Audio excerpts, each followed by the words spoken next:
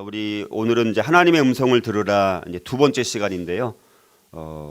오늘은 이제 오늘부터 이제 하나님의 음성을 듣는 실질적인 방법에 대해서 함께 나누고자 합니다. 우리 신앙생활에서 정말 중요한 것이죠, 우리가. 그래서 그런데 우리가 하나님의 음성을 듣는 것과 관련해서 또 우리 먼저 주의사항 몇 가지가 있는데 우리가 그 하나님의 인도를 포함해서 하나님이 우리에게 말씀하신 방식에 대한 세 가지 잘못된 관점이 있습니다. 이걸 먼저 우리가 조심을 해야 됩니다. 첫 번째는 매 순간 메시지를 주신다는 거예요. 매 순간. 예수님 같은 경우 늘 순종하실 만큼 아버지와 늘 연합이 이루어진 아주 깊은 연합을 하시면서 사셨습니다. 그러나 그 연합이 우리의 삶이나 우리의 사역 가운데 모든 세부사항에 대해서 지금은 이것을 해라, 또 지금은 저것을 해라 라는 그런 식으로 말씀하시지는 않는다라는 것입니다. 그러나 물론 예수님 같은 경우는 너무나 성숙한 이제 영적으로 성숙한 분이셨죠. 또 하나님이시고 당신께서 하나님의 아들이신 예수님. 그래서 그거에 기초해서 하나님과 교제하면서 하나님의 말씀을 이제 들었지만 매 순간 지금 11시 27분에는 이렇게 하고 28분에는 이렇게 하고 이렇게까지 지시하지는 않는다라는 것입니다. 그래서 그런 전제. 그러나 우리가 영적으로 성숙하면 성숙할수록 하나님의 음성을 더 잘 들을 수는 있습니다. 그렇죠? 우리 자녀들도 어렸을 때 아니면 또 장성한 또 자녀가 있고 어린 자녀가 있으면 아무래도 또 장성한 자녀가 부모가 말하는 것에 대해서 잘 알아듣잖아요. 대화가 되잖아요. 그렇죠?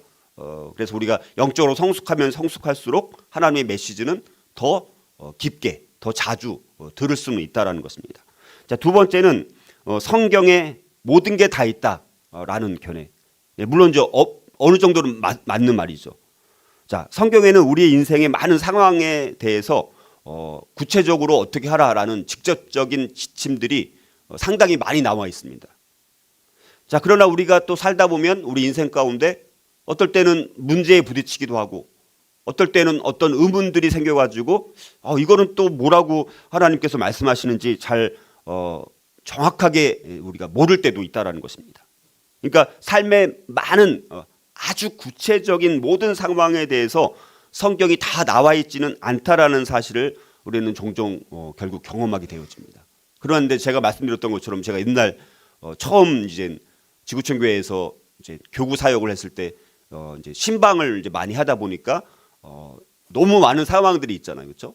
그때 그래서 이제 신방 설교를 따로 이렇게 개인적으로 준비하면서 그러나 성경에는 많은 상황에 정말 많은 상황에 맞는 말씀들이 다 있기는 있구나, 이제 그런 경험을 또 하긴 했습니다. 그러나 어찌됐든 모든 게 다 나와 있지는 않으니까 어떨 때는 우리가 그냥 그 상황 판단에 맞게 하나님의 어떤 뜻에 따라서 결정을 해야 될 때도 있다라는 것입니다.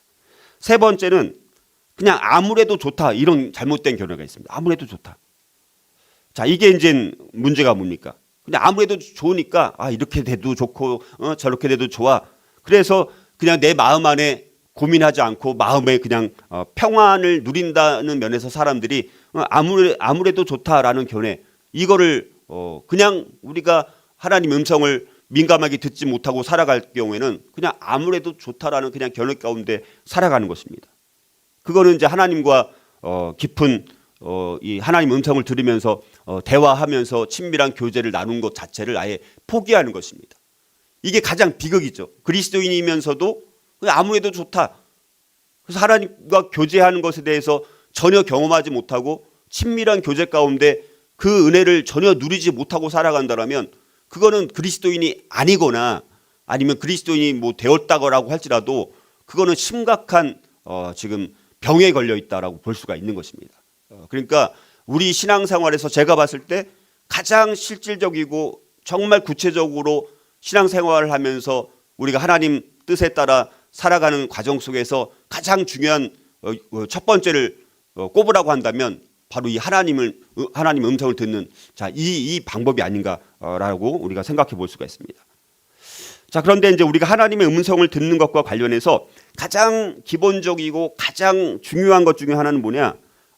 이제 우리 마음에 역사하시고 인도하시는 성령님의 사역을 잘 이해하는 것이 중요합니다. 그러니까 사실 이 모든 하나님의 음성을 듣는 과정 속에서 제가 지금 한 9가지까지 정리를 했어요. 한 10가지 정도 이제 하려고 하는데, 자, 이 모든 것들이 사실은 성령님의 사역을 통하지 않고는, 성령님을 통하지 않고는 안 되는 것들이에요. 사실은 다 우리 성경을 읽든 뭐 기도를 하든 뭐 환경을 통해서 말씀하시는 하나님의 음성을 듣든 뭐를 통해서 듣든 중요한 것은 성령님의 사역을 이해하는 것이 너무나 중요합니다.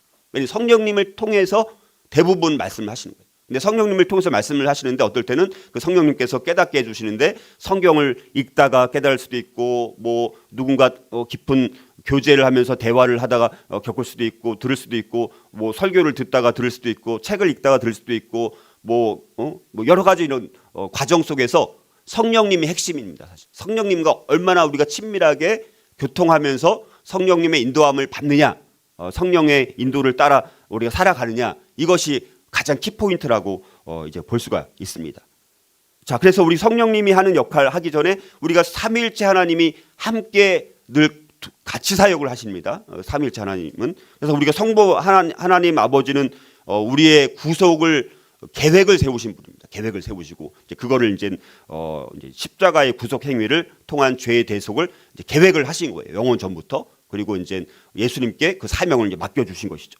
그리고 성자 예수님은 우리가 알다시피 성부 하나님의 그 계획에 따라 그 구속을 성취하신 분이죠. 십자가에서 우리의 대속의 죽으심으로 하나님 성부 하나님께서 계획하신 구속의 계획하심을 예수님께서는 실제로 이 땅 가운데서 성육신 하셔갖고 완전한 의로운 삶을 사시고 십자가에서 대속의 죽음을 죽으심으로 그 성부 하나님의 구속의 계획들을 성취하신 분입니다. 자, 그리고 성령님은 어떤 분이냐? 그 구속을 적용하시는 분입니다. 적용하시는 분. 그래서 아버지의 뜻과 아들의 그 사역을 받들어 갖고 성도의 삶 가운데서 그 실체가 되게 하면서 적용하시는 분이 성령님이십니다. 그러니까 사실 우리 삶 가운데서 가장 우리의 삶을 구속을 우리가 구원을 이루게 하고 구원을 완성하게 하는 모든 과정 가운데서 가장 우리를 삶 가운데 적용해 주시는 분이 누구냐? 성령님이라는. 그러니까 우리가 이제 모든 지금 제가 이제 좀 이따 이제 성령님이 하는 사역이 뭔지 말씀드리면 이게 다 사실은 여러 가지 방법으로 하나님께서 말씀하시는 것이 성령님을 통해서 적용을 통해서 하신다라는 것을 우리가 알 수가 있다는 것입니다. 자, 그래서 하나님은 하나님 자신과 자신의 목적과 길을 보여주기 위해서 성령님에 의해서 말씀하신다는 거예요. 그러니까 성령님과 얼마나 우리가 친밀하게 이제 교통하느냐가 가장 중요한 것이라고 볼 수 있습니다. 그럼 성령님의 사역이 뭐냐? 기본적으로는 실질적인 열매를 맺도록 하시는 거예요. 우리 삶의 열매를 맺도록 하십니다. 그리스도의 피가 효력을 발생하도록 적용하시는 분이십니다. 그러니까 성령님은 자기 마음대로 하는 게 아니라 두 분의 통제를 받아요. 성부 하나님의 통제를 받고 성자 예수님의 통제를 받으면서 그거를 하나님의 자녀인 저와 여러분들에게 적용시키시는 분이십니다.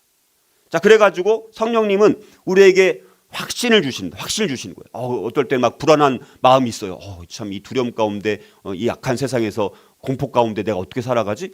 그런데 그럴 때 우리가 말씀을 보거나 아니면 여러 가지 방법을 통해서 우리에게 확신을 다시 주시는 거예요. 근데 그걸 누가 주느냐? 성령님이 주신다는 거예요. 성령님은 우리의 또 죄를 지적해 주십니다. 우리가 죄 가운데 계속 살아가면 망하는 거잖아요. 그렇죠? 그러면 언젠가는 내가 죄를 지었다라는 것을 지적해서 깨닫게 해주시는 분이 계셔야 되는 거 아니에요. 그렇지 않으면 우리는 망하는 길을 가는 거니까. 그럴 때 성령님이 우리의 죄를 지적해서 내가 죄 가운데 있구나, 내가 죄를 지었구나, 이렇게 깨닫게 하는 것이 자기가 스스로 잘나서 깨닫는 게 아니라 성령님께서 우리에게 죄를 지적해서 깨닫게 해주신다라는 거예요. 그런 것과 다 하나님께서 말씀하시는 거예요, 사실은. 그렇죠? 그리고 성령님은 말씀을 깨우치십니다. 옛날에는 전혀 뭐 나한테 와닿지 않고 깨닫지 않았던 말씀인데 어느 때 갑자기 읽어보니까 그 말씀이 너무 깨달아지는 거예요. 와, 이게 이런 말씀이었구나. 이게 이런 뜻이었구나. 딱 깨닫는 순간 그게 하나님께서 우리에게 그 말씀을 통해서 성령님을 통해서 말씀해 주시는 것이죠. 성령님은 또 우리를 진리로 인도하십니다. 진리. 우리가 거짓된 길로 거짓된 것을 따라가지 않고 진리를 따라갈 수 있도록 진리로 우리를 인도하시는 거예요. 진리의 성령님 자체가 진리의 영이시거든요. 진리예요. 그러니까 우리를 진리로 인도하시는 거예요. 또 성령님의 사역은 그래서 믿는 자들에게 영적인 진리를 또 계시해 주십니다. 진리의 영이시니까 뭐가 진리라는 것을 깨닫게 해주시는 거예요. 와, 근데 참 오늘날 보면 진리의 영이신 성령님이 계신데도 사람들이 거짓을 진리로 알고 진리를 거짓으로 알고 있는 게 너무나 많더라고요. 야, 참 이해가 안 되는 그런 부분들이 참 너무나 많습니다. 또 성령님은 우리를 위로하십니다. 보혜사 성령님이라는 분이 바로 파라클레토스라고 해서 이렇게 격려해 주시고 위로해 주시고 카운셀링 해 주시고 뭐 컨설팅 해 주시고 뭐 이런 것들을 해 주시는 분이십니다. 성령님은 그리스도를 높이십니다. 그리스도를 높이시는 거예요. 그래서 우리로 하여금 그리스도를 높이게 만드는 것입니다. 성령님은 하나님의 뜻을 계시해 주십니다. 하나님의 뜻이 뭔지 우리에게 계시해서 깨닫게 알게 해 주신다는 것이죠. 성령님은 우리를 사역의 길로 부르십니다. 그래서 우리에게 이제 부담감을 주는 것이죠. 소명, 그래서 사명. 너 그래 이런 사역을 해. 어떤 뭐 이렇게 직접 말씀하실 수도 있지만 여러 가지 방법을 통해서 어떤 사역으로 어떤 소명으로 우리를 부르신다는 거예요. 그래서 우리가 그걸 순종을 해야 되는 것이죠. 성령님은 죄에서 우리를 또 지켜주십니다. 우리를 보호해 주시는 분이에요. 성령님은 또 미래를 아시는 거예요. 그래서 미래를 우리에게 보여주십니다. 성령님은 또 우리에게 열매를 맺게 해주시는 거예요.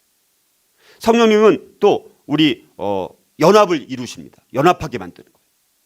성령님은 우리가 할 말을 또 주십니다. 어떨 때는 내 입으로 말을 하지만 근데 그 말을 하게 하시는 그 말을 주셔가지고 내가 도저히 말할 수 없는 말을 성령님께서 말하게 해주셔가지고 그 필요할 때 다른 사람들을 위로해 주거나 격려해 주거나 진리를 깨닫게 해주거나 아니면 이런 것들을 이제 하시는 것이죠. 우리를 또 일깨우시는 분이 성령님이십니다. 그러니까 이런 하나님께서 말씀하시는 방법의 가장 중심에는 누가 있어요? 성령님이 계시고 그 성령님의 인도함을 받는 것이 너무나 중요합니다.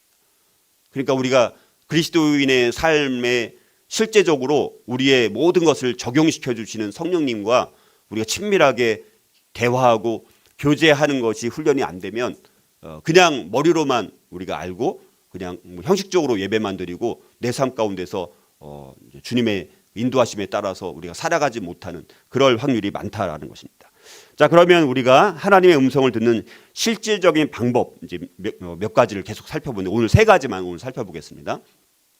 자, 그렇다면 하나님 자신과 자신의 목적과 길을 보여주기 위해 성령님에 의해서 말씀하시는 그 하나님의 음성을 듣기 위해서 우리는 어떻게 해야 될까? 첫 번째는요, 성령을 통해 말씀하시는 메시지를 사모하고 준비되고 순종하는 마음으로 청종하는 것이 중요합니다. 들으려고 해야 돼요. 듣는 마음을 달라고 해야 되죠. 우리에게 사모하는 마음이 있어야 돼요. 근데 뭐 전혀 하나님에 대해서 관심이 없고 그냥 오늘 뭐가 무엇을 먹을까, 무엇을 마실까, 무엇을 입을까 뭐 이런 거에서만 걱정하다가 이제는 하나님과 뭐 교제하는 거, 뭐 하나님의 음성을 들으려고 하는 거 뭐 관심도 없고 그러면 말씀이 들릴 리가 없죠. 그렇죠? 들으려고 해도 들릴까 말까인데 어떨 때는 그렇죠? 들으려고 하는 마음. 그래서 여러분들 솔로몬이 뭐든지 너가 원하는 대로 한번 나한테 구해봐. 하나님께서 그렇게 기회를 줬을 때 열왕기 3장 9절을 보면 솔로몬이 선악을 분별하는 마음을 구했습니다. 듣는 마음을 구했습니다. 듣는 마음. 여러분들 그 듣는 마음. 그 듣는 마음을 구했을 때 하나님께서 솔로몬에게 그 모든 것을 다 더해 주시는 축복을 주시지 않았습니까? 하나님이 가장 듣길 원했던 거예요. 이것저것 물론 원할 수도 있었지만 구할 수도 있었지만 듣는 마음을 종에게 주사 주의 백성을 재판하여 선악을 분별하게 하옵소서. 너가 원하는 거 나한테 한번 말해봐. 이렇게 하나님께서 요구했는데 솔로몬이 그렇게 하나님께 말씀드렸다라는 것입니다. 자, 그래서 이 솔로몬은 하나님께 백성들에게 공평과 정의를 행할 수 있는 분별하는 마음을 달라고 그렇게 호소했던 것을 보게 됩니다. 듣는 마음을 종에게 주사. 듣는 마음. 여러분 듣는 마음이라는 게 뭡니까? 순종하려고 하는 마음. 순종. 여러분 하나님의 음성과 가장 중요한 게 또 뭐냐면요. 순종입니다. 순종. 순종하려고 하는 마음도 없이 어떤 음성을 들려주신들 순종하는 마음이 없는데 그걸 들려주면 뭐합니까? 아, 나 참 좋은 말씀인 것 같은데 저는 안 하겠습니다. 그럼 하나님이 물론 한두 번 양치기 소년처럼 들어줄 수는 있겠죠. 그러나 듣고자 하는 마음, 이 듣는 마음, 순종하고자 하는 마음, 이게 가장 중요한 거예요. 근데 우리는 순종이라는 거 여러분들이 쉬워요, 어려워요? 어렵습니다. 순종이 제일 어려워요. 물론 내가 원하는 거 시키면 좋아서 하겠지만, 근데 하나님께서 우리에게 말씀하실 때는요, 대부분은 우리가 하기 싫어하는 거예요. 대부분 하기 싫어하는 거. 하기 좋아하는 거는 별로 없어요. 물론 이제 우리의 뭐 은사와 재능과 이런 거 맞춰서 우리가 할 수 있는 것에 따라 우리가 제일 잘할 수 있는 거, 아니면 어떨 때는 뭐 제일 전혀 내가 못하는 것을 시킬 수도 있어요. 그래서 이렇게 순종하는 마음. 그러니까 솔로몬은 근데 그런 마음을 이제 하나님께 구했다라는 사실. 자 그리고 이제 중요한 것은 그건 자세히 뭐 설명 다 아시는 내용이니까. 그래서 오늘 그래서 우리가 마태복음 11장 15절 뭐라고 말씀합니까? 귀 있는 자는 들을지어다. 귀 있는 자는 들을지어다. 이게 너무 간단한 말씀인데 이게 그렇게 호락호락한 말씀이 아니라는 것입니다. 이거는요, 양쪽 귀를 가지고 주위에서 들어 이런 그런 의미예요. 양쪽 귀를 가지고 정말 주위에서 집중해서 들으라라는 말입니다. 그런데 원래 이제 이 귀 있는 자는 들으라라는 말씀을 우리가 이해하려면 구약을 이해해야 돼요. 특별히 구약의 이사야 선지자, 예레미야 선지자, 에스겔 선지자, 여러분들 지금 말씀드린 이사야 선지자, 예레미야 선지자, 에스겔 선지자, 대단한 선지자들 아닙니까? 자, 그분들한테 경고의 메시지를 이 말씀을 이 선지자를 통해서 이스라엘 백성들에게 주셨습니다. 그래서 우리가 구약의 이 세 선지자에게 임한 경고의 메시지의 배경을 이해해야지 이게 무슨 의미인지를 더 깊이 있게 이해할 수 있습니다. 이사야 6장 9절 10절은 이렇게 말씀합니다. 여호와께서 이르시되 가서 이 백성에게 이르기를 너희가 듣기는 들어도 깨닫지 못할 것이요 보기는 보아도 알지 못하리라 하여 이 백성의 마음을 둔하게 하며 그들의 귀가 막히고 그들의 눈이 감기게 하라. 염려하건대 그들이 눈으로 보고 귀로 듣고 마음으로 깨닫고 다시 돌아와 고침을 받을까 하노라. 자, 이사야 선지자의 메시지는 뭡니까? 그 앞에 여러 가지 경고의 메시지가 있었습니다. 경고의 메시지. 그 경고의 메시지 후에 이런 말씀을 우리 하나님께서 이사야 선지자에게 주셨습니다. 자, 예레미야 5장 21절도 이렇게 말씀합니다. 어리석고 지각이 없으며 눈이 있어도 보지 못하며 귀가 있어도 듣지 못하는 백성이여 이를 들을지어다. 마찬가지로 이 예레미야서 5장 21절 말씀도 유대의 백성들이 여호와를 인정하지 않고 선지자들의 경고를 계속해서 무시하고 또 신이 아닌 것들로 막 맹세하고 또 행음하고 창기의 집에 허다에 모여서 자신들을 살찌우고 이웃의 아내를 막 따르고 소리 지르는 이교도적인 삶을 살아가는 것에 대한 심판의 메시지로 선포된 것이 이 말씀입니다. 에스겔 3장 27절도 이렇게 말씀합니다. 들을 자는 들을 것이요 듣기 싫은 자는 듣지 아니하리니 그들은 반역하는 족속임이니라. 이렇게 말씀합니다. 이 말씀 역시 유다 왕국의 마지막 시기 BC 593년에서 587년경에 주어진 예언의 말씀인데 예루살렘이 완전히 점령당하고 파괴될 때까지는 죄로 가득 찬 성읍에 닥칠 하나님의 심판이 돌이킬 수 없는 분명한 사실이다라는 것을 전하는 내용에서 나온 말씀이라고 볼 수 있습니다. 자, 이렇게 역사적으로 아주 비슷한 시기에 주어진 이런 예언의 말씀들 안에 공통적으로 나타난 표현이 뭡니까? 들을 귀 있는 자들은 들을지어다. 들을 귀 있는 자들. 자, 이거는요 단순히 뭐 청각장애인 그냥 듣지 못하는 사람이 아닌 자들은 들으라는 그런 말이 아니라 하나님의 말씀을 듣고 회개하며 순종할 것에 대한 아주 중요성에 깊은 관심과 목적을 두고 있는 말씀이라고 볼 수 있습니다. 자, 다시 말해서 귀 있는 자는 들을지어다라는 이 말씀은 우상 숭배와 어그러진 말들과 그릇된 신앙관들에 대해 총체적인 지적임과 동시에 하나님의 백성들인 교회의 돌이킴을 목적으로 한 메시지라는 것입니다. 그러니까 이거는 경고의 말씀이시고 돌이키라는 말씀과 관련된 말씀입니다. 자, 그리고 뿐만 아니라 귀 있는 자는 들을지어다라는 말씀은 신약 시대에도 자주 나오는 표현입니다. 특별히 이 말씀은 예수님께서 지상 사역 중에서 반복해서 내리신 명령 중에 하나가 귀 있는 자는 들을지어다. 예수님께서 자주 사용하신 말씀이라는 것입니다. 복음서에서 특별히 예수님께서 아주 중대한 선언을 하실 때마다 반복되는 말씀입니다. 그러니까 그만큼 사람들이 들을 귀가 있었다는 거예요, 없었다는 거예요? 들을 귀가 없는 거예요. 특별히 종교 지도자들, 오히려 들을 귀가 있어가지고 백성들에게 올바른 진리, 복음의 말씀을 가르쳐야 될 이 종교 지도자들을 향해서 주로 예수님께서 귀 있는 자는 들을 귀가 없었다는 거예요. 너무나 많은 사람들이. 자, 그래서 이런 메시지는 복음서 안에 하나님 나라의 도래와 하나님 나라의 성격에 부합된 백성들의 마땅한 삶에 대한 삶의 내용에 대한 비유를 말씀하셨던 주님의 메시지가 바로 들을 귀 있는 자는 들을지어다, 이렇게 말씀하셨다라는 것입니다. 자, 그래서 예수님은 이런 표현을 영적 진리를 은유적으로 묘사하거나 복음의 진리에 진지한 호기심을 갖도록 독려하기 위해서 이 말씀을 사용했다라는 것입니다. 자, 그래서 표면적으로 볼 때 뭐 청각 장애인이 아닌 다음에야 다 들을 수 있는 것이죠. 들을 귀는 다 있어요. 그냥 기본적인 청각, 소리를 들을 수 있는 청각, 그 기능은 다 갖고 있다는 거예요. 그러나 귀를 가졌다라는 말은 그냥 귀는 다 가졌어요. 근데 문제는 뭡니까? 주님의 말씀의 의미를 깨달을 수 있는 귀. 계시, 하나님께서 계시해 주신 말씀을 내가 수용할 수 있는 능력이 있는 귀. 그런 귀를 말하는 것이라는 것이죠. 자, 그래서 귀가 있으면서도 주님의 참된 말씀의 의미를 깨닫지 못하는 너무나 많은 사람들이 있으니까 예수님께서 마태복음 10장 14절에서 너희가 듣기는 들어도 깨닫지 못할 것이요 보기는 보아도 알지 못하리라, 이렇게 말씀하고 계시다라는 것입니다. 그러니까 여기서 말하는 귀라는 것은 뭡니까? 하나님의 메시지를 전달하며 통역하시는 그리스도의 영, 예언의 영인 성령의 권면을 들을 수 있는 귀를 말하는 거예요. 그러니까 아까 말씀드렸지만 성령님이 가장 중요한, 성령님을 통해서 어떤 것도 말씀을 다 하시는 것입니다.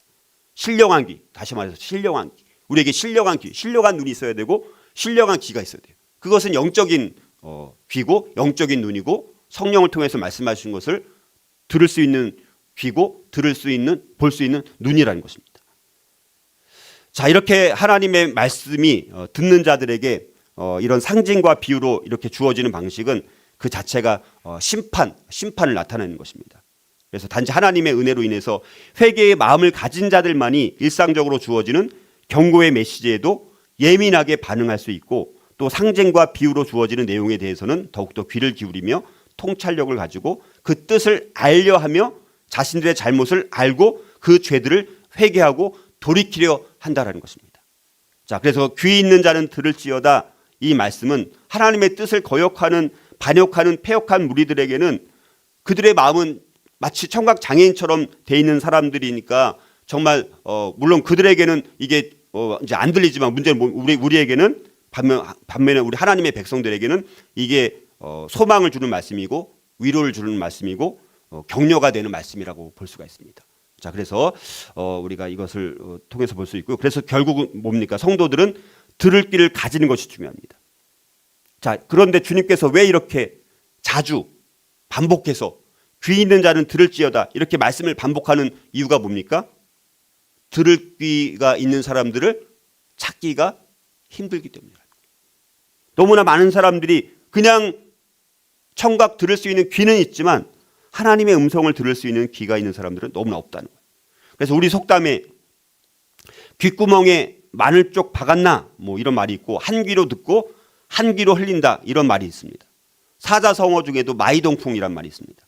자, 이 말들의 공통점이 뭐냐면 남의 말을 잘 듣지 않거나 귀담아 듣지 않을 때 이런 말을 사용하는 것입니다. 자, 근데 우리 많은 성도들 가운데도 말씀을 대할 때 이런 태도로 말씀을 듣는 사람들이 너무나 많이 있다는 거예요. 하나님의 말씀을 들으려고 하는 자세로, 듣는 마음으로, 순종하려고 하는 마음으로 들으려고 하는 사람들이 너무나 없으니까 주님께서 귀 있는 자는 들을지어다 이렇게 계속해서 말씀하고 있다는 것입니다. 자, 그러면 우리가 먼저 하나님 음성을 듣는, 이거는 사실은 모든 것에 다 적용되는 말씀입니다. 기본적으로 뭡니까? 신령한 들을 귀를 준비시키는 것이 중요합니다. 우리가 들을 마음에 듣는 마음이 우리가 되는 것이 중요하다는 것이죠. 그래서 우리가 말씀을 듣는 태도를 바꿔야 하는 것이죠. 사모하는 마음으로 말씀 들어요. 사모하는 마음으로 들어야지 들리는 것입니다. 그냥 건성으로, 형식적으로, 그냥 뭐 의무적으로 이렇게 듣는 것이 아니라 사모하는 마음으로, 준비된 마음으로 말씀을 들으려고 해야 된다는 것입니다. 우리가 그렇게 들으려고 하면, 그렇게 들을 수 있는 귀가 있는 성도들은, 그래서 하나님이 말씀하시는 것은 그럴 때는 대부분이 소망의 말씀입니다. 축복의 말씀입니다. 능력의 말씀을 주시고 들으려고 하는 성도들에게.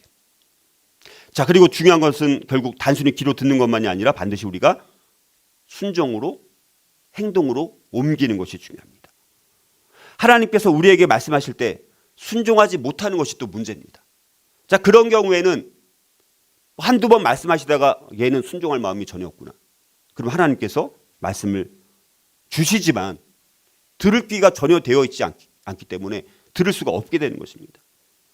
자, 그러면 우리가 하나님의 권위 있는 말씀에 귀를 기울여 듣되 단순히 육신의 귀로만 들을 것이 아니라 성령의 감동하심을 입어서 그 뜻을 분명히 깨닫고 깨달은 대로 행하고자 하는 마음으로, 순종하고자 하는 마음으로 듣는 것이 중요하다는 것이죠.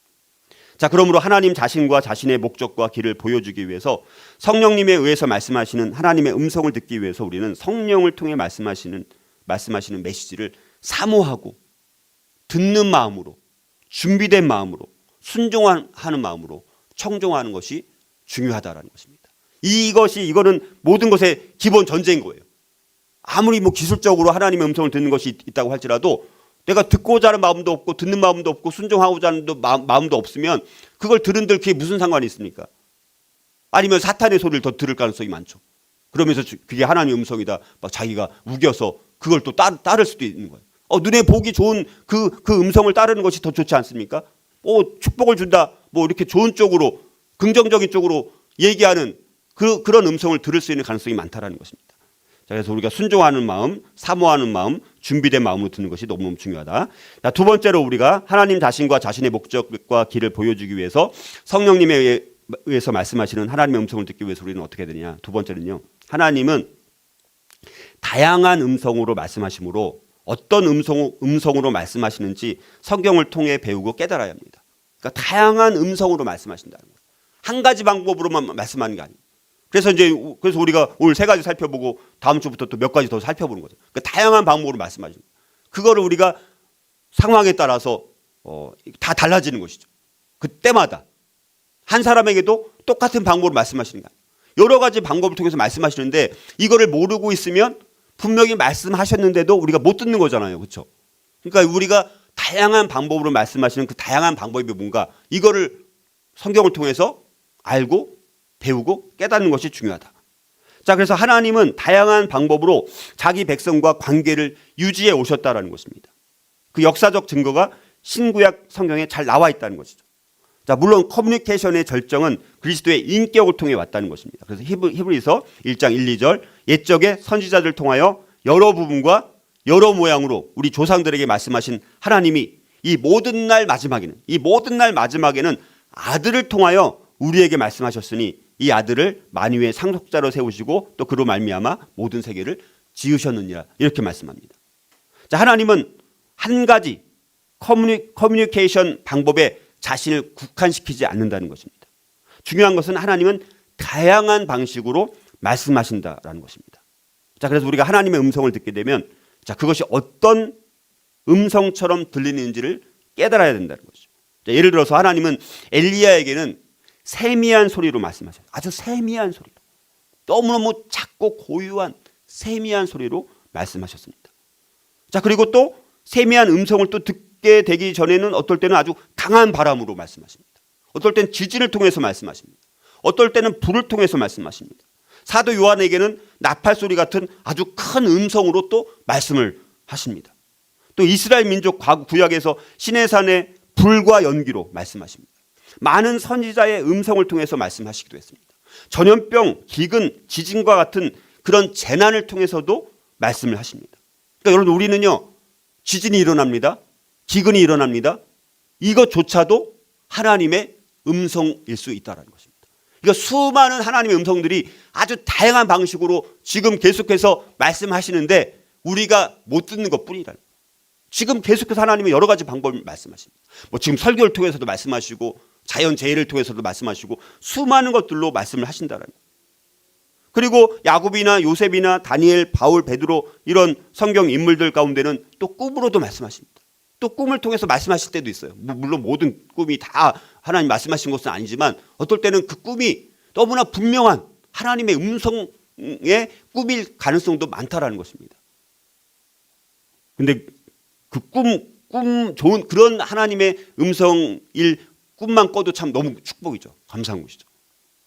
자, 그렇게 직접적인 또 음성으로 말씀하실 때도 꿈으로도 말씀하시고 환상을 통해서도 말씀하시고 다양한 방식으로 말씀하시는데 그중에서 가장 우리에게 많이 적용되는 것은 내적인 음성을 통해서 내적인 음성. 내적으로 우리 안에 내적으로 말씀하시는 게 있습니다. 요거는 이제 좀 주관적이기 때문에 좀 쉽진 않습니다. 요거는 뒷부분에 한 번 더 설명을 드리겠습니다. 그 부분은 다양한 방식으로 말씀하신다. 그러니까 중요한 것은 뭡니까? 다양한 방식으로 말씀하시는데 근데 문제는 뭡니까? 우리는 뭐예요? 자기가 원하는 방식으로 듣기를 원해요. 문제는. 하나님이 원하시는 방식으로 우리에게 말씀하시도록 해야 되는데 우리는 내가 좋아하는 방식으로 인도해 달라고 하나님께 강요한다니까 거꾸로 하나님이 왜 이렇게 못 알아듣게 해서 난 이렇게 말씀하세요. 예를 들어서 자기가 정해. 하나님은 그렇게 말씀하시지 않는다는 거예요. 그분은 주님이고 우리는 종입니다. 그분이 계시해 주신 대로 우리는 들을 수밖에 없어요. 내가 원하는 방식이 아니라. 물론 우리가 너무 어렵습니다. 좀 쉽게 좀 더 알아듣게 말씀해 주십시오. 이렇게 하나님께 간청을 할 수 있겠죠. 그렇죠? 자, 그래서 우리가 순종하는 근데 이것도 결국은 뭡니까? 그러니까 우리는 종의 태도로 들어야 돼. 종의 태도로. 종이 나한테 이거 시키지 마세요. 주인한테 나한테 이거 시키지 마세요. 나 이거 힘들어요. 이렇게 종이 말할 수 없는 거예요. 노예가. 그렇죠? 그러니까 우리는 순종하는 마음으로 그분의 말씀에 귀를 기울이는 것이 중요하고 그래서 하나님의 말씀을 듣는 지름길은 뭐냐? 이것도 결국 순종입니다. 순종. 다양한 방식으로 말씀하시는데 자, 그러면 우리가 하나님 자신과 자신의 목적과 길을 보여주기 위해서 성령님에 의해서 말씀하시는 하나님의 음성을 듣기 위해서 하나님은 다양한 음성으로 말씀하시므로 어떤 음성으로 말씀하시는지 성경을 통해서 우리가 배우고 잘 깨달아 두는 것이 우리가 더 하나님의 음성을 들을 수 있는 가능성이 더 많아진다는 것입니다. 자, 마지막으로 하나님 자신과 자신의 목적과 길을 보여주기 위해서 성령님에 의해서 말씀하시는 하나님의 음성을 듣기 위해서 우리는 어떻게 될까? 셋째는요. 하나님은 성경을 통해서 말씀하심으로 진리의 영이신 성령님의 도움을 받아 성경을 꾸준히 읽고 공부하고 묵상해야 합니다. 성경도 안 읽고 하나님 나한테 직통계시로 내가 들리는 음성으로 들려주세요. 나는 그 하나님 음성 난 그렇게만 알아들을 수 있어요. 이렇게 말할 수가 없다는 거예요. 성경을 통해서 하나님 말씀하십니다. 하나님은 우리를 그분과 교제하는 존재로 지으셨잖아요. 교제하는 존재로. 그래서 하나님은 우리와 친밀한 인격적 관계를 원해요. 하나님이 우리랑 가장 원하는 게 뭐냐면 다른 거 다 필요 없습니다. 나와 친밀한 교제를 하기를 원한다. 하나님이 원하시는 건 딱 그거 하나님입니다. 사실은. 그래서 반드시 우리에게 말씀하시는 분입니다. 하나님. 여러 가지 방법을 통해서. 그래서 그 관계에 커뮤니케이션은 필수라는 것이죠. 사람도 마찬가지잖아요. 우리가 관계를 잘 맺으려면 커뮤니케이션을 통해서 대화하고 그렇게 해야지 친밀한 교제를 통해서 그 사람을 알게 되어지고 또 내 고민도 털어놓고 그 사람이 또 들어주면서 걱정해주고 또 같이 걱정해주면서 그러면서 관계가 깊어지고 돈독해지는 그런 관계를 우리가 맺어가는 것 아닙니까? 그렇죠? 자, 그런데 하나님께서 우리를 사랑하셔서 보내주신 사랑의 편지가 뭡니까? 성경이에요. 성경. 얼마나 사랑하시면 짧게 쓸 편지를 이렇게 66권이나 해갖고 하나님이 우리를 향해서 사랑의 마음이 너무나 크니까 성경 한 권으로는 마태복음 하나 갖고는 창세기 한 권으로는 하나님의 사랑을 우리한테 전해줄 길이 없으니까 무려 몇 권을 쓰신 거예요. 우리가 사랑의 편지를 66권을 쓰신 거 아닙니까? 여러분들이 아주 사랑하는 사람이 있다라고 했을 때 편지를 이렇게 쓸 수가 있나요? 한 장 쓰기도 힘들죠. 한 장 쓰기도 힘들어. 한 장 쓰기도. 자기 마음을 표현하는 거에 있어서 한 장 쓰는 것도 힘든데 하나님은 근데 이 성경에 있는 것 말고도 하나님은 우리를 더 사랑하시는 거예요. 어마어마하게 우리를 얼마나 사랑하신지 사랑의 편지가 성경이잖아요. 그러니까 하나님의 사랑의 마음을 알고 뜻을 알고 또 원하는 게 뭔지를 알려면 성경을 읽어야죠. 성경을. 성경을 읽으면서 하나님의 마음과 사랑을 깨닫게 되는 것입니다. 우리가 그분의 마음과 사랑을 알게 될 때 하나님과 관계는 더 친밀해지는 것이죠. 하나님의 말씀은 오래되고 진부한 것이 아니라 오늘 우리에게 살아있는 말씀입니다. 살아있는 말씀이에요. 무슨 이게 몇천 년 전에 기록된 말씀이 나와 무슨 상관이야. 그때나 적용되는 말씀이겠지. 그게 아니라 지금도 살아있는 말씀. 왜? 성령의 감동으로 하나님께서 주신 말씀을 기록한 책이니까 이거는 살아있는 책입니다. 지금도 영원히 주님 재림할 때까지, 그리고 우리가 재림해서라도 주님과 나중에 교통할 때 어떻게 교통할지 모르겠지만 성경 이런 걸 기반으로 우리가 교제를 나누겠죠. 하나님은 말씀하시되 이미 성경에 게시된 내용과 상충되는 새로운 자기 계시를 더 이상 주시지는 않습니다. 성경에 다 이미 기록이 되어 있어요.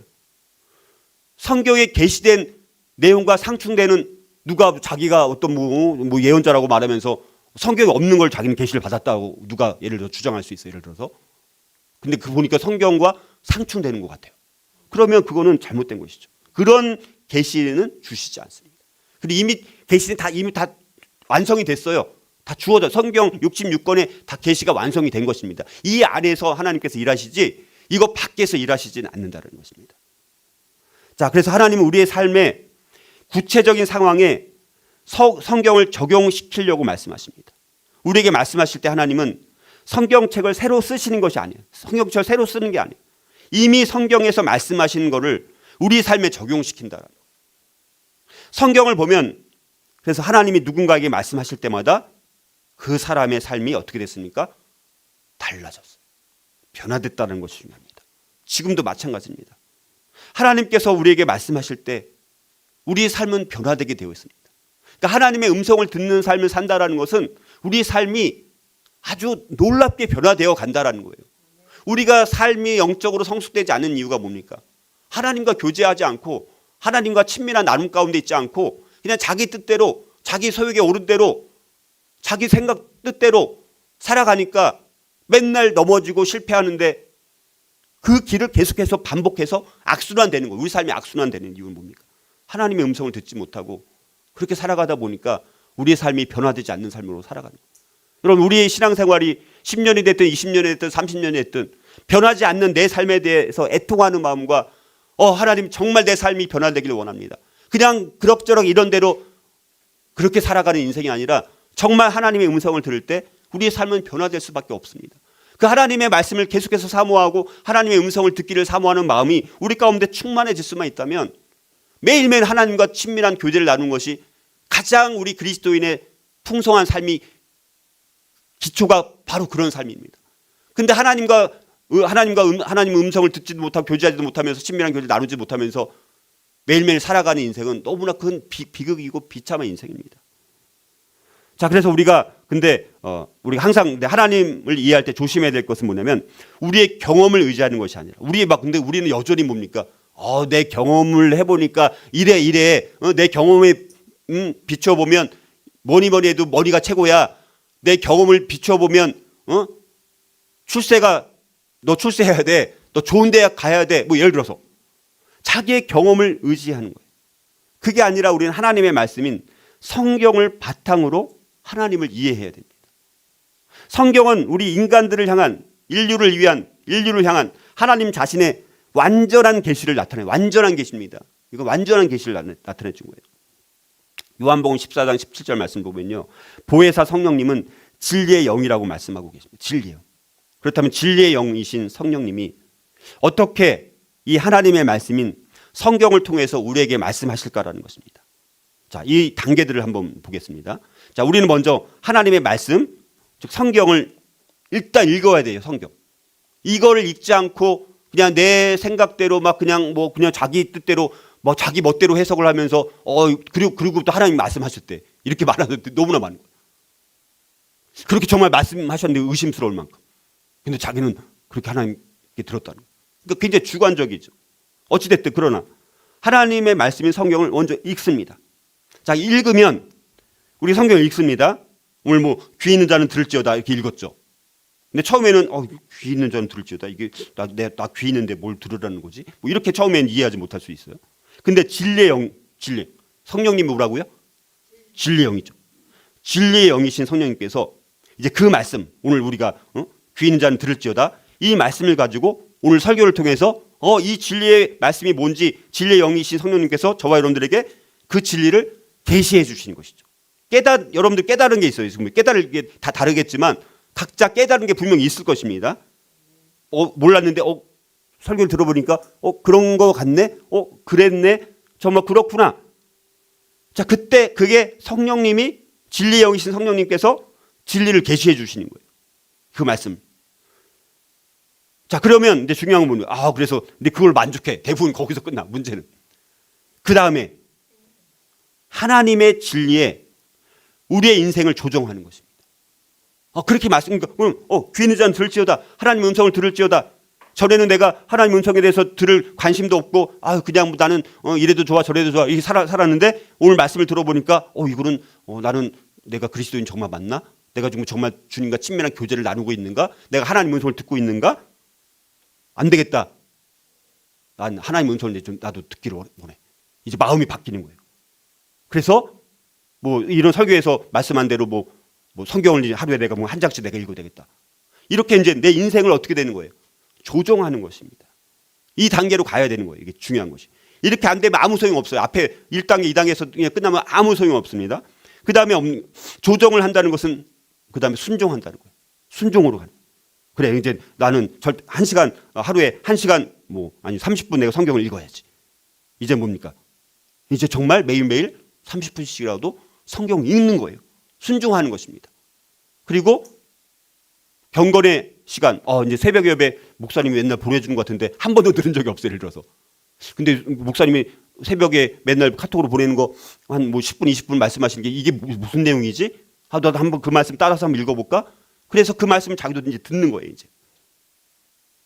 그러면 여러분들 이렇게 순종하게 되면 그러면 그렇게 순종해서 전혀 성경을 읽지도 않고 경건의 시간 보내는 카톡 내용 하나도 듣지 않다가 이런 걸 듣기 시작하니까 근데 그 말씀이 이 말씀이 참 좀 은근히 달콤하고 꿀같이 다네. 또 한 번 말씀 들어보고 싶네. 그렇게 순종하면 그러면 하나님이 우리 안에서 우리를 통해서 그분의 목적을 하나씩 이루어 가시게 되는 것입니다.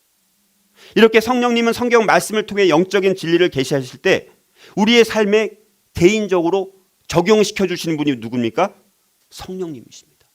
그 말씀을 들어보니까 전에는 그게 나와 무슨 상관이야 라고 했는데 이 말씀이 30분이라도 내가 성경 읽어야 되겠네. 나한테 주신 사랑의 편지였네 성경이. 그래서 그 마음을 갖게 하도록 적용시켜 주시는 분이 누구라고요? 성령님입니다. 성령님. 그러니까 성령님을 매일매일 의지하는 게 얼마나 중요합니까? 성령의 인도함을 받는 것이 그래서 중요합니다. 자, 그러면 그것이 바로 하나님과의 만남인 거예요. 그게 깨닫게 된 것이. 그리고 내가 적용시켜서 내 삶이 변화되어지면서 성숙해 가는 과정 자체가 그렇게 하나님과의 만남이 쌓여지면서 성숙해서 하나님의 길을 알게 되고 하나님의 뜻을 이루어가는 삶이 우리 가운데 이루어지게 되는 것입니다. 이렇게 성령님은 하나님과 그의 목적을 계시하시려고 성령의 검인 하나님의 말씀을 사용하신다는 거예요. 또 성령님은 하나님의 방법들로 우리를 교훈하시기 위해서 하나님의 말씀을 또 사용하시기도 합니다. 우리는 우리 스스로 하나님의 진리를 이해할 수 없습니다. 하나님의 영의 도움을 받지 않은 상태에서 우리에게 말씀은 사실 미련한 거예요. 내가 이성적으로 생각하면 이게 무슨 말도 안 되는 말이네. 자, 그래서 여러분들 우리가 성령님의 도움을 받는 게 중요해요. 진리의 영이신 성령님의 도움을 받는 것이 중요합니다. 그래서 고린도전서 2장 14절에 육에 속한 사람은 하나님의 성령의 일들을 받지 아니하나니 이는 그것들이 그에게는 어리석게 보이며 또 그는 그것들을 알 수도 없나니 그러한 일은 영적으로 분별되기 때문이라 이렇게 말씀합니다. 그러나 만약 우리가 성령님의 도움을 받으면 성령님의 도움을 받을 때만 그런 말씀들을 이해할 수 있게 된다는 것입니다. 그러므로 영적인 진리를 깨닫는 것 자체가 하나님과의 만남이 된다는 것입니다. 하나님의 영이 가르쳐 주시지 않는 한 우리는 하나님의 목적과 그 길들을 결코 이해할 수가 없다는 것입니다. 그래서 하나님이 성경 구절을 통해서 영적인 진리를 우리에게 계시하셨다라면 우리는 우리 안에서 일하고 계신 하나님을 만난 것이라는 거예요. 자, 그렇다면 하나님이 그분의 말씀을 통해서 진리를 계시하실 때 우리는 어떻게 응답해야 될까? 아까 내용과 조금 더 풀어서 설명을 드리면, 먼저 우리는 성경을 꾸준히 읽어야 돼. 꾸준히. 어쩌다 한번 읽는 게 아니라 꾸준히 읽어야지. 꾸준히. 하나님을 사랑한다라고 하는데 여러분들이 사랑하는 사람과 편지를 주고, 편지 쓰는 게 어려우니까 이제 자주 주고받을 수는 없겠지만, 하나님을 사랑한다라고 하는데 하나님이 나한테 주신 사랑의 편지에 나한테 뭐라고 써야 했을까 궁금해하고 관심을 갖고 또 보고 싶고 또 읽고 싶어야 되잖아요. 그런 마음이 안 들면 그리스도인인지 그거는 그 자체가 의심스러운 거예요. 내가 하나님 말씀에 관심도 없고 읽고 싶은 마음도 안 들고 그런 사람이라면 자기가 정말 그리스도인인지 의심해야죠. 그렇죠. 당연한 거예요. 그거는. 그렇죠. 그러니까 성경을 꾸준히 읽고 성경 읽기를 계획을 세워야 되는 것입니다. 그러니까 모든 성경은 하나님의 영감으로 쓰여졌고 우리에게 말씀하시는 도구가 되는 것이 성경이라는 것입니다. 그러니까 규칙적인 성경 읽는 계획들을 여러분들이 시간을 투자를 해야 되는 것입니다. 그리고 성경을 읽는 동안 저와 여러분들에게 특별한 의미가 있는 말씀들이 또 있어요. 읽다 보면 또. 다 그냥 읽다가 그렇게 막 하는데 어떨 때는 그 말씀을 읽다가 감동이 오고 어떨 때는 와 그냥 그 말씀 읽는데 막 눈물이 막 흐르는 거예요. 와 하나님이 이런 분이셔. 이렇게 나를 사랑하시는구나. 나는 이렇게 어마어마한 죄인이었네. 이런 거를 깨달을 때 뭔가 특별한 말씀들이 있습니다. 자, 그런 것들을 좀 더 관심 있게 봐야 됩니다. 레마의 말씀이 있다는 거죠. 그게 우리가 살펴봤던 나에게 주신 특별한 말씀.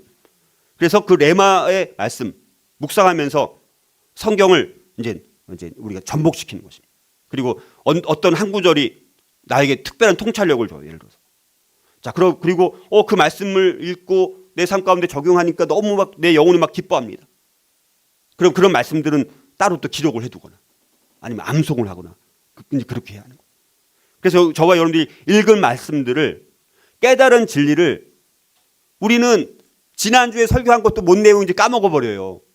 그래서 여러분들이 메모를 하는 게 중요합니다. 메모하는 게 귀찮은데 요즘 사람들은 맨날 유튜브 이런 것만 보다 보니까 막 영상 시각적인 것만 보다 보니까 쓰고 이런 걸 귀찮아합니다. 근데 여러분들 뭐 어떤 식으로 뭐 여기다가 뭐 휴대폰에다가 뭐 기록을 남기든지 해가지고 그거를 적어 놓는 것이 중요합니다. 계속해서 그걸 계속 모아놔야 돼요. 사실은. 그래서 다시 돌아봐야 돼요. 아 그때 이렇게 말씀하셨는데 내가 못 지킨 것이 뭐가 있나? 그때 이렇게 말씀하셨는데 내가 왜 깨닫지 못했을까? 이렇게 자꾸 적용해야 되고 그래서 여러분들 우리가 이제 그래서 뭐 큐티를 하거나 이런 묵상하는 게 이제 필요한 것이죠. 매일매일. 우리는 이제 대신 제가 연대기로 성경을 아주 그냥 짧게 그 말씀을 좀 집중적으로 이렇게 깊이 있게 전한 식으로 하지만 어찌됐든 그 말씀도 여러분들이 해서 매일매일 듣는 것이 중요합니다. 말씀을 계속해서 더 연구하고 묵상하면서 우리가 내 영혼에 접목시키면서 하나님과 교제하는 것에 그 말씀을 또 사용해야 돼요. 하나님이 이런 분이시지 않았습니까? 하나님께서 이렇게 말씀하셨죠. 창세기 몇 장 이렇게 말씀하셨죠. 마태복음 몇 장에서 이렇게 말씀하셨죠. 그 말씀을 가지고 하나님과 대화를 해야 되는데 그냥 무턱대고 막 이렇게 얘기하면 하나님께서 대화 수준이 너무 떨어지면 어떻게 합니까?